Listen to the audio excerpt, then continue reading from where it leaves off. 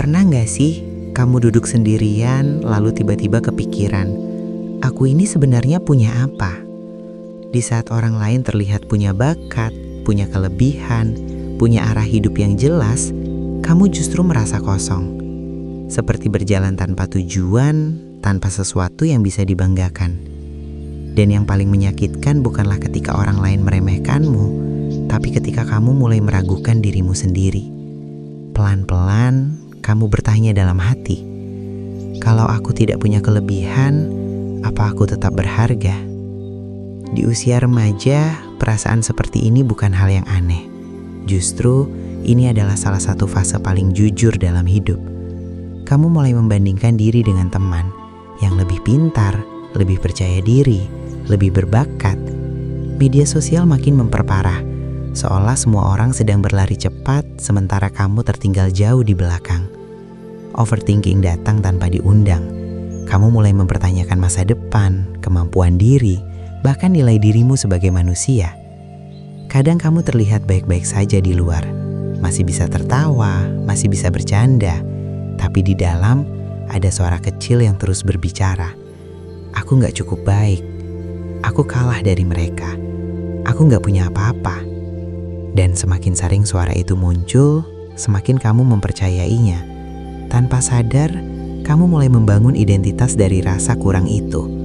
Kamu bukan lagi melihat siapa dirimu, tapi apa yang tidak kamu miliki. Di titik ini, banyak orang mulai kehilangan arah.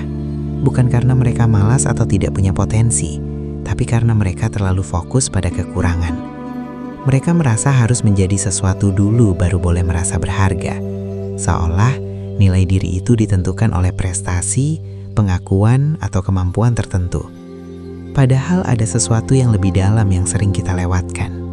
Disinilah kita bisa belajar dari sosok Izuku Midoriya, seorang anak yang lahir tanpa kekuatan di dunia yang justru mengagungkan kekuatan. Di saat semua orang memiliki quirk, dia tidak punya apa-apa. Dia bukan yang tercepat, bukan yang terkuat, bahkan sering dianggap tidak cocok untuk menjadi pahlawan. Tapi yang menarik, dia tidak berhenti bermimpi. Dia tetap ingin menjadi seseorang yang berarti. Midoriya bukan kuat karena dia berbakat. Justru sebaliknya, dia adalah simbol dari seseorang yang memulai dari tidak punya apa-apa. Dia menangis, dia ragu, dia takut, tapi dia tetap melangkah. Bahkan ketika dunia mengatakan dia tidak cukup, dia memilih untuk percaya, walaupun hanya sedikit. Dan mungkin disitulah letak kekuatannya yang sebenarnya. Secara psikologis, apa yang dialami Midoriya sangat dekat dengan kita.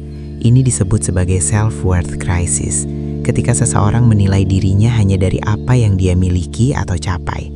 Ketika standar itu tidak terpenuhi, maka muncullah rasa tidak berharga. Otak kita secara alami mencari pembuktian, dan ketika yang terlihat hanya kekurangan, maka pikiran akan memperkuat keyakinan negatif itu. Selain itu, overthinking juga memperparah keadaan. Pikiran yang terus berputar tanpa arah membuat kita membesar-besarkan ketakutan. Kita mulai memprediksi masa depan yang belum tentu terjadi, tapi terasa sangat nyata. Ini membuat kita terjebak dalam lingkaran, merasa tidak mampu, lalu tidak berani mencoba, lalu semakin merasa tidak mampu, dan begitu seterusnya. Namun ada satu hal yang sering kita lupakan. Nilai diri tidak selalu datang dari hasil. Kadang ia tumbuh dari proses yang tidak terlihat, dari keberanian kecil untuk tetap mencoba, dari ketahanan saat gagal, dari keputusan untuk tidak menyerah meski merasa tidak cukup. Hal-hal kecil ini mungkin tidak terlihat oleh orang lain, tapi justru membentuk siapa dirimu sebenarnya. Dalam filosofi hidup ada satu pemahaman sederhana. Kamu tidak selalu bisa mengontrol apa yang kamu miliki, tapi kamu bisa memilih bagaimana kamu meresponsnya. Kamu mungkin tidak terlahir dengan kelebihan tertentu, kamu mungkin tertinggal dari orang lain, tapi itu tidak menentukan nilai dirimu. Yang menentukan adalah bagaimana kamu berjalan, meskipun jalannya pelan.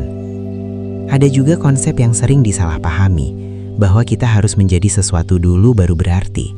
Padahal dalam banyak ajaran kehidupan justru sebaliknya. Kamu berharga bukan karena hasilmu, tapi karena keberadaanmu. Tindakanmu adalah bagian dari perjalanan, bukan penentu nilai mutlak dirimu. Kamu tidak harus perfect untuk dianggap cukup. Mungkin hari ini kamu masih merasa biasa saja, masih merasa belum punya apa-apa. Tapi bukan berarti kamu tidak berharga. Bisa jadi kamu hanya belum melihat versi dirimu yang sedang dibentuk. Seperti Midoriya, yang dulu dianggap tidak punya apa-apa, tapi ternyata memiliki sesuatu yang tidak bisa diukur, kemauan untuk terus melangkah.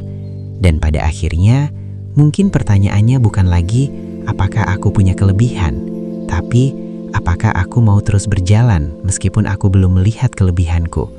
Karena terkadang nilai diri tidak muncul dari apa yang kamu miliki, tapi dari seberapa lama kamu bertahan untuk tidak menyerah.